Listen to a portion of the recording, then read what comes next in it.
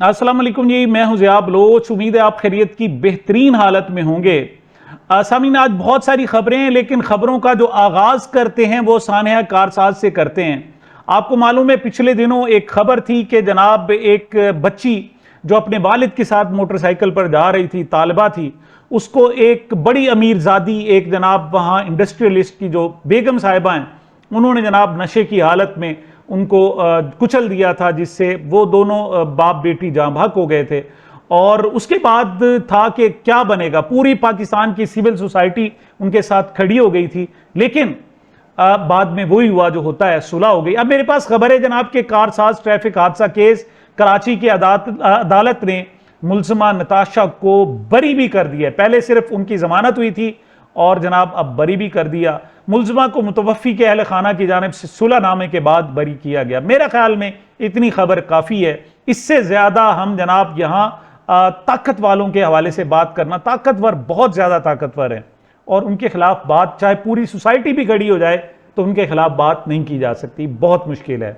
अगली खबर पे आते हैं जनाब। इंतजार पजोथा साहब, ये फोकल पर्सन थे इमरान खान साहब के। जेल में इन्होंने इनको इख्तियार दिया गया था कि ये इमरान खान साहब से रब्ता करेंगे और जो उनसे मुलाकातें होंगी वकला की या उनके अहले खाना की या दीगर सियासी रहनुमाओं की, तो उस हवाले से ये फोकल पर्सन थे। ये इमरान खान और जेल इंतजामिया के दरमियान ये लिस्टें फाइनल करेंगे कि मुलाकात के टाइम को और दीगर चीज़ों को।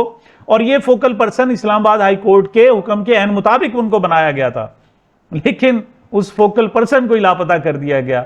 और अगरचे कहा जा रहा है जनाब के आपने लंदन में जो एहतजाज किया और काजी फाइसा साहब की गाड़ी को जनाब आपने नुकसान पहुंचाया, वो बड़ा तकलीफ दे है यहां। लेकिन पाकिस्तान में इंतजार पजोथा का लापता होना वो तो रूटीन की कार्रवाई है। हाँ, अलबत्ता आपने वहां कोई गाली दी है तो बहुत बड़ा गलत किया है जनाब। आपने वहां पर उनको लानती कहा है काजी फाइसा साहब को, तो वो वाकई बहुत बड़ा जुर्म है और इस पर जनाब हुकूमत ने बाकायदा वहां एहतजाज भी किया, एहतजाज रिकॉर्ड भी करवा दिया है। लेकिन इंतजार पजोथा साहब रिहा नहीं हो रहे, वो बाजियाब नहीं हो रहे। अब जज साहब ने गुज़श्ता रोज जनाब उनसे जस्टिस ख्वाजा आमिर फारूक साहब ने कहा कि किथे गया जनाब, दसो तो सही।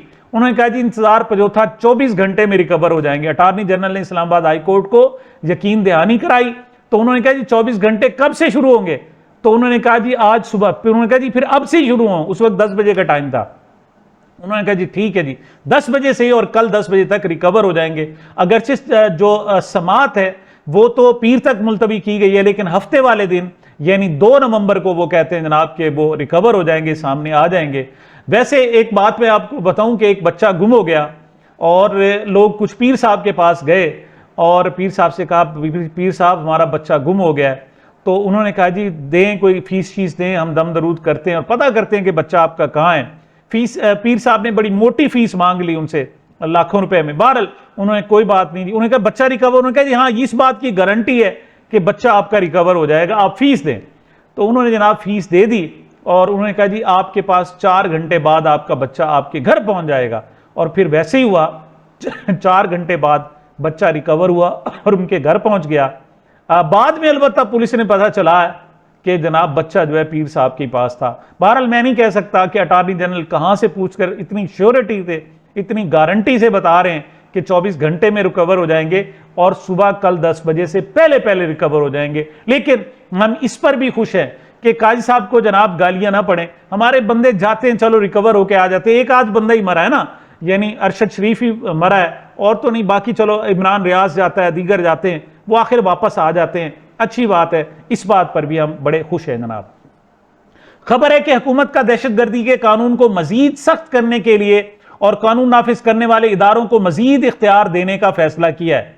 मुल्की सलामती, दिफा और अमन आमा से मुतल्लिक जराइम पर सिक्योरिटी इदारे किसी भी शख्स को 3 माह तक हिरासत में रख सकेंगे।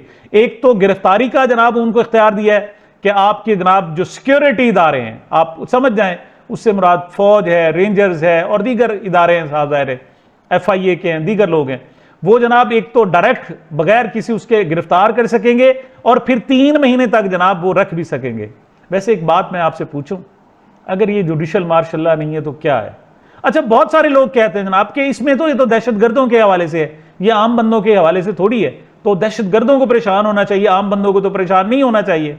लेकिन एक मैं बात पूछूं आपसे, जब आप इमरान खान की बहनें जनाब जो सड़क किनारे खड़ी होती हैं और अपने भाई से मुलाकात ना होने पर बहुत ज़्यादा परेशान होती हैं, आप खवातीन पुलिस एहलकारों को भेजते हैं और गिरफ्तार करते हैं, पूरी दुनिया देखती है, वीडियो है, सब कुछ है, और फिर आप जब उस पर मुकदमा दर्ज करते हैं तो आप कहती हैं सबसे बड़ी दहशतगर्द ये हैं, और कहते हैं जनाब इनके पास बारूद था और उन्होंने बारूद से पूरी पार्लियामेंट को उड़ा देना था।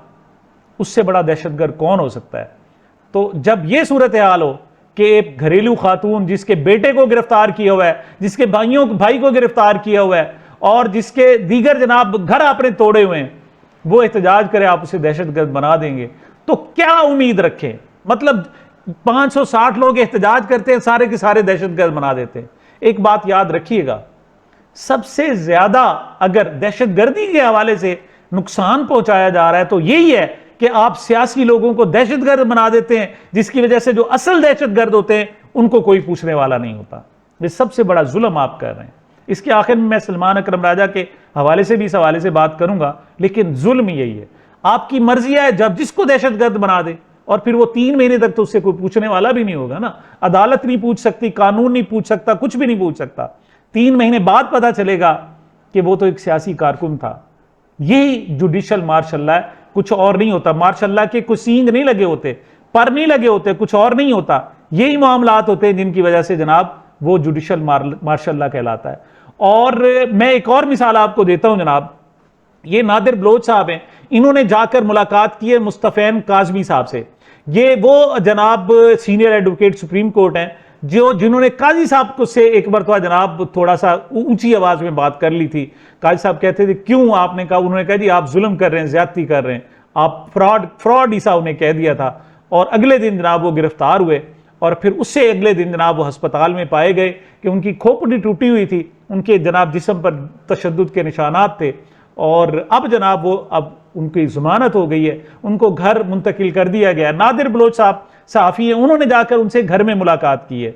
वो कहते हैं जनाब के गिरफ्तारी और पुलिस के मुबैना तशद्दुद के बाद आज एडवोकेट सैयद मुस्तफैन काजमी से उनके घर पर मुलाकात हुई।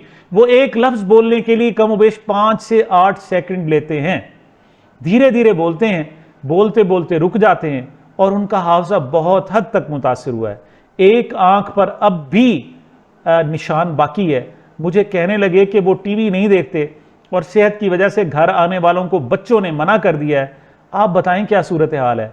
जब मैंने लंदन वाक़े का जिक्र किया कि जनाब वो काजी जिसने जनाब आप पर यह तशद्दुद मुबैना तशद्दुद कराया है मुबैना तौर पर, उसको जनाब वहाँ लानती और पता नहीं क्या क्या कहा गया, तो वो आसमान की तरफ देखने लगे। डॉक्टरों का कहना है कि अगले 20 दिन सेहत की बेहतर होने में लग सकते हैं। डॉक्टरों को तवक्को है कि उनका हाफजा बहाल हो जाएगा, लेकिन इसके लिए उन्हें आगा खान अस्पताल कराची मुंतकिल होना पड़ेगा।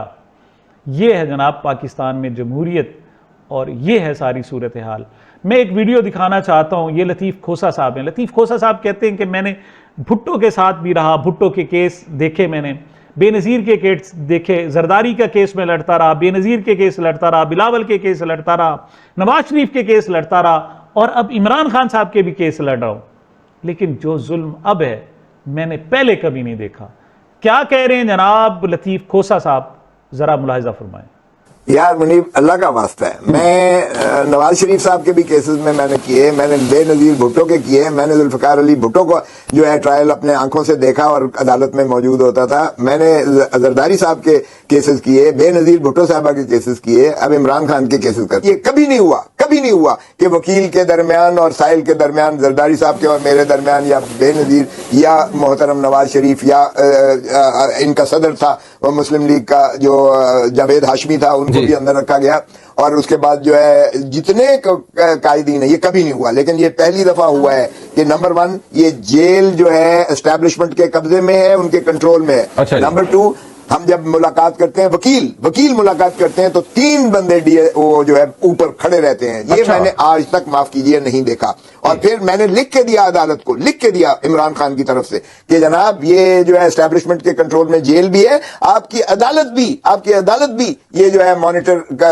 एस्टैब्लिशमेंट कर रही है। साथ वाले कमरे में एक कर्नल बैठा हुआ है ISI का। For God sake about this, और इसको जो है सिविलियन और कॉन्स्टिट्यूशन और रूल ऑफ लॉ में के जायचे में लेके, happened before. This is unprecedented for you, sir. कि ये पहले कभी नहीं हुआ. This has never happened before. ये आईनी मार्शल लॉ है इस मुल्क पर. ये अब पुलिस स्टेट पहले हम कहते थे, अब गैरिजन स्टेट बनी हुई है. अच्छा, but जनाब एक बड़ी दिलचस्प सूरत हाल पैदा हुई कि पीटीआई के रहनुमा जनाब गए इमरान खान साहब से मुलाकात करने के लिए, और वहां पर उनको बताया गया, उनको पहले तो 3 घंटे इंतजार कराया गया, हालांकि हाई कोर्ट में ये चीज लिख के दे चुके थे कि जी उन पर कोई पाबंदी नहीं है, जैसे पहले मुलाकातें होती थी बिल्कुल वैसे होती रहेंगी। वहां कहा गया जनाब पहले लिख कर दें, आप सियासी कोई गुफ्तगू नहीं करेंगे। हद हो गई। ये जरताज गुल साहब कहती है हमें कहा गया लिख कर दें इमरान खान साहब से सियासी गुफ्तगू नहीं करेंगे, हम सियासी लोग हैं, सियासी गुफ्तगू ही तो करेंगे। इंसानी हकूक तंजीमों से अपील है कि कमीशन बनाएं और अडियाला जेल का दौरा करें। ऐसी कौन सी चीज है जो हमसे छुपाई जा रही है? इसी हवाले से जनाब अपोजिशन लीडर उमर अयूब साहब ने भी गुफ्तगू की। उनका कहना यह था जेल हुकाम ने कहा बयान अल्फी दें कि आप इमरान खान से कोई सियासी बात नहीं करेंगे। मैं भी मुतालबा करता हूं इदारों के सरबराह लिख कर दें हम सियासत में मुदाखलत नहीं करेंगे, तो हम भी लिख कर दे देंगे।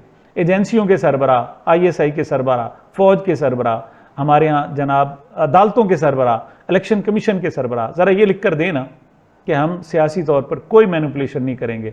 वो कहते हैं हम भी लिख कर देने के लिए तैयार हैं। लेकिन एक अहम बात यह हुई कि उसके फौरन बाद ही जस्टिस एजाज इसहाक खान की तरफ से एक फैसला आया। इस हवाले से टाइमिंग के हवाले से बड़ी बात की जा रही है, जिसमें उन्होंने कहा कि ये जो कानून की शिक है कि कोई कैदी से जब मुलाकात होगी तो सियासी गुफ्तगू नहीं होगी, तो फिर ये है ही गैर कानूनी, ये मुतसादिम है और इसको कानून से निकाल देनी चाहिए। इस पर भी बड़ी लेदे हो रही है जनाब कि आखिर ये कानूनी शिक कहां से आ गई। बात यह है कि जब आप गुफ्तगू कर रहे हैं तो कैसे मालूम होगा कि ये जुमला आपका सियासी है और ये गैर सियासी है? कैसे तफरीक होगी? कैसे?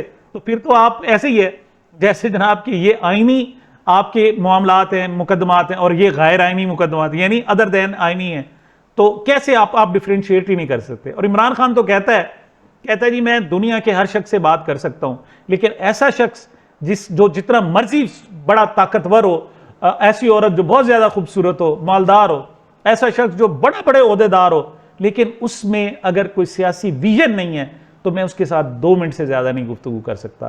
तो पर सियासी गुफ्तगू नहीं होगी तो फिर क्या होगा, किस तरीके से होगा?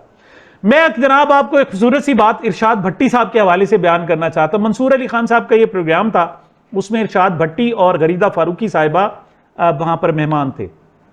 अच्छा, वहां पर भट्टी साहब ने 3 पॉइंट और गजब के पॉइंट मारे कि मैंने कहा मैं आपको भी कम से कम बता दूं।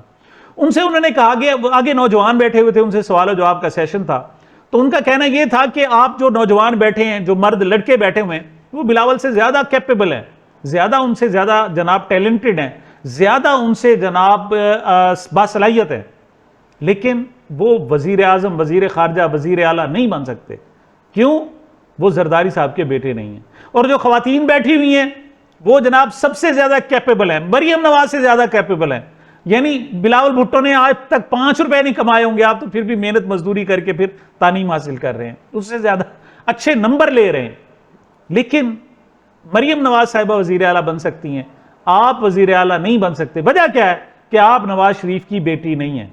वहां पर जनाब उन्होंने अपनी भी मिसाल दी कि मैं शहबाज शरीफ साहब से ज्यादा कैपेबल हूं, लेकिन मैं वजीर आजम नहीं बन सकता क्योंकि जनाब मैं नवाज शरीफ का भाई नहीं हूं और मैं जनाब वो उस अंदाज में वो सलाहियतें नहीं है। अच्छा, इस पर मंसूर अली शाह साहब ने एक सवाल किया, उन्होंने कहा आप ये भी कहें कि आप इमरान खान से भी ज्यादा कैपेबल हैं, मंसूर अली खान साहब ने कहा। तो इसके जवाब में इरशाद भट्टी साहब का कहना था कि नहीं, मैं उससे ज्यादा कैपेबल नहीं हूं, क्योंकि ना मैंने आज तक कोई वर्ल्ड कप जीता है और ना ही मैंने जनाब आज तक कोई शौकत खानम हस्पताल बनाया है। इस पर बहुत ज्यादा तालियां बजती रहीं और बहुत ही अहम इस हवाले से पसंद किया गया। गुज़श्ता रोज जनाब अडियाला जेल में जो अमरीकी सफारत खाने के लोग हैं वहां जाकर उन्होंने मुलाकात की, जिस पर कहा जा रहा था कि शायद इमरान खान साहब से भी मुलाकात हो, लेकिन वहां पता चला कि 3 अमरीकी शहरी हैं जिनसे उनकी मुलाकातें हुई, उसके अलावा कोई इमरान खान साहब से मुलाकात नहीं हुई। आतिफ खान साहब जनाब एक हमारे दोस्त हैं और उनका कहना है कि मुझे अभी एक सीनियर डेमोक्रेटिक कांग्रेसमैन की कॉल मौसूल हुई, उन्होंने बताया कि वो सफीर डोनाल्ड ब्लूम को चेयरमैन इमरान खान साहब से मुलाकात के लिए भेजने की भरपूर कोशिश कर रहे हैं और यकीन दिलाया कि वो कई दीगर इकदामात पर भी काम करें। लेकिन जो आखिरी मुलाकात थी जनाब, उसमें कम अज कम इमरान खान साहब से मुबैना तौर पर मुलाकात नहीं हुई। मैं एक क्लिप आपको दिखाना चाहता हूं जनाब, ये आमिर मुगल साहब का है। आमिर मुगल साहब पीटीआई इस्लामाबाद के सदर हैं। उनसे सवाल किया गया कि जो काजी साहब पर लंदन में वो बहुत बुरा हुआ जनाब, उनकी गाड़ी को नुकसान पहुंचाया गया और उन्हें जनाब उनकी तज़हीक की गई। वो कहते हैं जी कैसे काजी साहब की कैसे तज़हीक हो गई, वो कौन सा इज्जतदार आदमी है। उन्होंने अपनी मिसाल, मेरे 5 बच्चे उठाए गए, मुझे मेरा घर तोड़ा गया, हम पर जुल्म किए गए, असल तो जुल्म हम पर है, उसकी कोई मजम्मत नहीं करता, काजी साहब की हर शख्स मजम्मत कर रहा है। क्या कहा आमिर मुगल साहब ने, जरा सुने। आपने पाकिस्तान में जो ला कानूनियत देखी उसका ये फैसिलिटेटर था, ये कहां से मज़ेद हो गया मेरी बहन। ये तो दुनिया का सबसे घटिया तरीन इंसान था जिसने लंदन प्लान में मिलकर सबके साथ जुल्म और सितम किए। पाकिस्तान का मैंडेट 8 फरवरी का लुटवाया इसने। आपको उसकी गाड़ी पे 2 थप्पड़ मारने पे तो मजम्मत नजर आ गई। आपको माँ और बहनों के तो आप खुद एक औरत हैं, वो खुदा का खौफ करें, कोई इंसाफ करें। औरतों के साथ जुल्म और सितम आपको नजर नहीं आया? बच्चों को अगवा करना, उनके जिस्मों को प्लास से नोचना आपको नजर नहीं आया? तहरीक इंसाफ के उम्मीदवारों को, उनके प्रपोजल स्कैंडल्स को अगवा करना नजर नहीं आया? यास्मीन राशिद को 2 साल से 70-80 साल की उम्र में कैंसर की मरीजा को जेल में रखना नजर नहीं आया? तैयबा राजा, आलिया हमजा, सनम जावेद खान, आयशा भुट्टा को बेगुनाह 1 साल, खदीजा शाह को बेगुनाह 1 साल जेल में रखना आपको नजर नहीं आया? मेरे घर में मेरे 5 बच्चे अगवा किए गए, सारी रात एसपी नौशेरवान उन पे तशद्दुद करता रहा, उनको जेल भेज दिया, मेरा घर तोड़ा, मेरी गाड़ी तोड़ी, ये जुल्म तशद्दुद आपको नजर नहीं आया? गाजी फाइज ईसा की गाड़ी पे 2 थप्पड़ पड़ के आप सबको इंसानी हकूक और मुअज़्ज़ज़ चीफ जस्टिस, मैं बिल्कुल उसको मुअज़्ज़ज़ तस्लीम नहीं करता। ठीक है, आपके लिए इसलिए मुअज़्ज़ज़ हो सकता है कि आपके साथ मैच फिक्स करके उसने आपको आपके इमोशंस, आपको जरूरत पड़ी, जब आपको जरूरत पड़ी आपने उसने 1122 का किरदार अदा किया। पीआईए की निजकारी के हवाले से जनाब बड़ी कल अजीबोगरीब सी खबर आई कि जनाब 85 अरब 3 करोड़ रुपए जनाब उन्होंने रिजर्व प्राइस रखी थी, लेकिन जब निजकारी होने लगी तो 7 उन्होंने फर्म डीलिस्ट की थी और इनलिस्ट की थी कि जनाब वो कैपेबल हैं। उनमें सिर्फ एक ही जनाब बिडर ने बोली लगाई, और वो भी वो है जनाब जो प्लाटों का धंधा करता है जनाब, जो अराजी माफिया है जनाब, उसने, और कॉलोनी माफिया है जनाब, उसने ये सब कुछ किया और उसने सिर्फ 10 अरब रुपए की बोली लगाई। अब वो कहते हैं जी सब ड्रामा है। इस पर कासिम खान सूरी साबिक स्पीकर कौमी असम्बली है, उनका रद्द अमल आया है। उनका कहना है कि सब ड्रामा है। 5 बिडर्स को साइड पर करके 10 अरब वाले से कुछ बिड ऊपर करवा के मुकमुका हो जाएगा, क्योंकि ये वतन तुम्हारा है, तुम ही हो इसके पासबां और तुम ही निगहबान और तुम ही मालिक, हम तो गुलाम, महकूम और जनाब कमज़ोर है। इमरान रियाज साहब कैपेबल साफ़ी है, मैं समझता हूं कि बड़ा दिल गुर्दे वाला बंदा है। अब उसने एक नया चांस लिया, उसने कहा जी मैं तब तक पाकिस्तान क्रिकेट का बाइकआउट करूंगा जब तक मोहसिन नकवी इसकी बर्बादी बंद नहीं कर देता। बहुत बड़ा जुमला पाकिस्तान की क्रिकेट का। सच बात तो यह है कि जब हम क्रिकेट टीम हारती थी तो हम कहते थे हमने मैच ही नहीं देखा, अपनी शर्मिंदगी जनाब छुपाने के लिए और दिल को जनाब ढारस बधाने के लिए। और अब जो सूरत हाल है, अब तो वाकई जो है ना मैच नहीं देखते। लेकिन इमरान रियाज खान है, वो दिल की बात कर देता है। उसने कहा जी मैं वाकई बाइकआउट करूंगा। और वैसे भी इमरान रियाज खान इस वक्त मुश्किल में है, शायद आपको मालूम नहीं, उसके वीलॉग्स आ रहे हैं लेकिन वो अपने घर पर मौजूद नहीं है। पहले वो कुछ अरसा जनाब पिशावर में और खैबर पख्तूनख्वा में रहा, अब वहाँ भी एजेंसियाँ उसके पीछे हैं और उन पर फरमाइशी प्रोग्राम है कि जनाब इसको गिरफ्तार करके एक मरतबा फिर रगड़ा लगाया जाए। लिहाजा उसके पास तो वैसे भी टाइम नहीं होगा पाकिस्तान क्रिकेट देखने के लिए, शायद हालात ना हो, माहौल ना हो। लेकिन बहरहाल उसने एक बैकआउट का एक बड़ा ऐलान लाजमी किया है आखिर में कि ये सब कुछ जो हो रहा है ये इस्टेब्लिशमेंट कर रही है, और इस्टेब्लिशमेंट नवाज शरीफ, जरदारी और बिलावल वगैरह को फ़ायदा नहीं दे रही और ना ही इमरान खान का कोई नुकसान कर रही है। किसी का नुकसान कर रही है तो वो पाकिस्तान का हो रहा है। पाकिस्तान पीछे जा रहा है, पाकिस्तान तकलीफ में है। अब भी वक्त है, शायद बहुत नुकसान हो चुका, लेकिन अब भी वक्त है कि सलमान अकरम राजा की बात को सुनते हुए पाकिस्तान का नुकसान बंद कर दिया जाए। यहाँ कोई छोटी मोटी जमहूरियत है उसे चलने दिया जाए, यहाँ इंसानी हकूक थोड़े से बहाल कर दिए जाएं, यहाँ थोड़ा सा सांस, आज़ादी का सांस लेने की इजाज़त दे दी जाए। सामीन, ये मेरी अब तक की गुजारिशात थी। मुझे अपने इस चैनल को अपनी मोहब्बतों और दुआओं में याद रखिएगा। मिलते हैं छोटे से वक्फे के बाद।